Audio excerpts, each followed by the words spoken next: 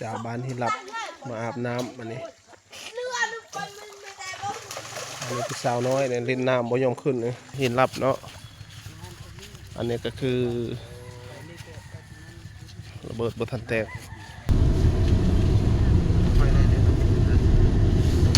คือคอยแลนเลยถังแตกน้ำแตกแตกเลยมันฟัดใส่อันนั้นมาหินเลยที่ถ่ายแค่เท่าเดี๋ยวถ่ายโอ้ใกล้กับจังใกล้ถ่ายนะถ่ายเขานะเดี๋ยวพี่เขาโอ้พี่ได้เจ้าถ่ายรับถ่ายจริงถ่ายครับ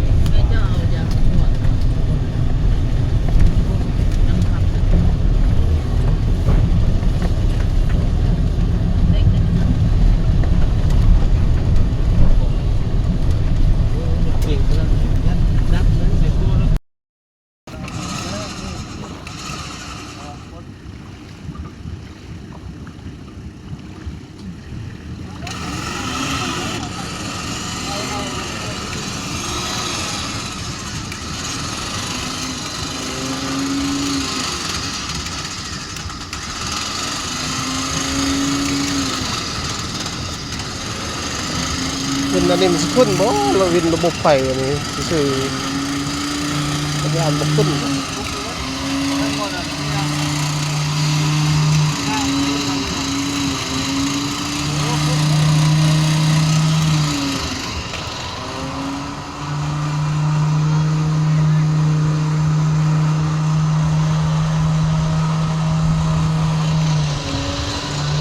วินพอแต่มันวิดบนนี้ก็ได้นะนี่ใส่กกนี่นะ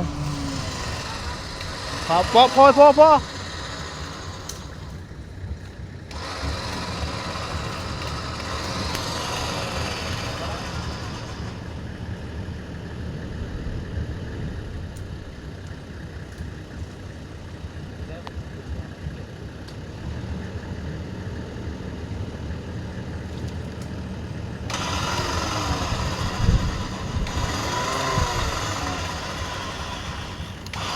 สักอุปสรรคของการเดินทางอันนี้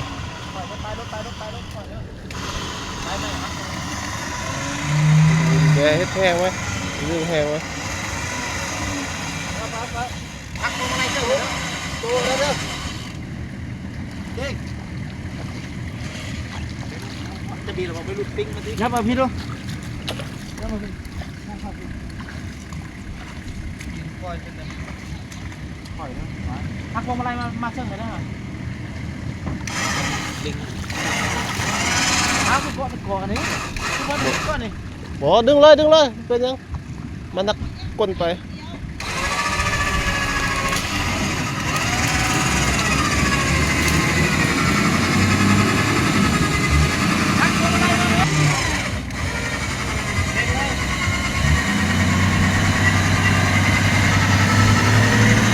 ยังไปหักพวงอะไรอยู่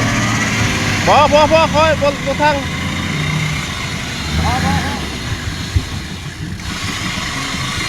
หยุดไอ้บอกคนดูปดดื้อบ่อยู่นี่มันแข้งอยู่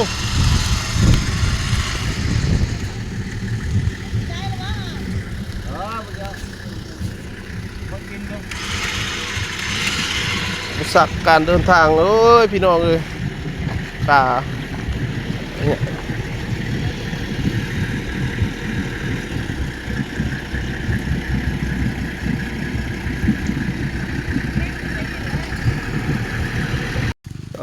ทีมงานโฆษณา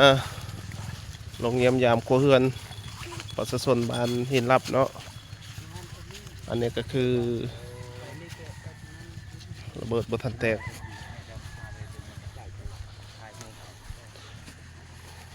ดื่มงามๆรบกวนเวลาหนึ่งชาวบ้านที่รับมาอาบน้ำอันนี้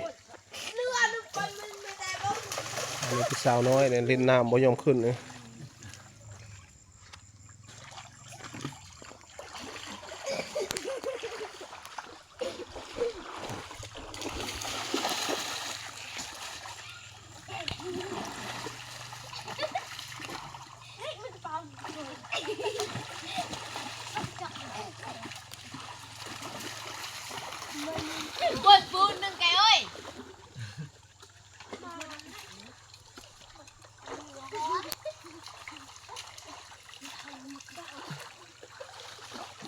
cô chạy đập tàn thì thiếu phụ đập tàn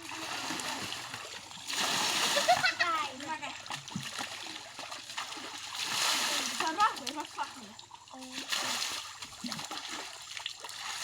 thơm này อันนี้คือชีวิตนักโฆษณาเนาะนอนน้ำดินกินน้ำหญ้ามันผู้ได้ว่าเวียกโฆษณามันง่ายมาเบิ่งเอาเด้อนอนน้ำเดือดน้ำหยังก็นอนไปบ่ได้สบายคือคิดได้ตื่นเฮ็ดเวียกมา 3-4 มื้อย้าย 3-4 มื้อย้ายมันก็บ่แม่นง่ายเอาเครื่องเอาของขึ้นนี่มันบ่ได้ง่ายคือเว้าเด้อเบิ่งแม่อันนี้ทีมงานต่างแคมป์อยู่ต่างเต็นท์ตามเดินตามหยังในเมื่อบ่มีโรงการบ้านบ่มีวัดมันก็เป็นแบบนี้แหละแค่แน่แต่ว่ายามหนาว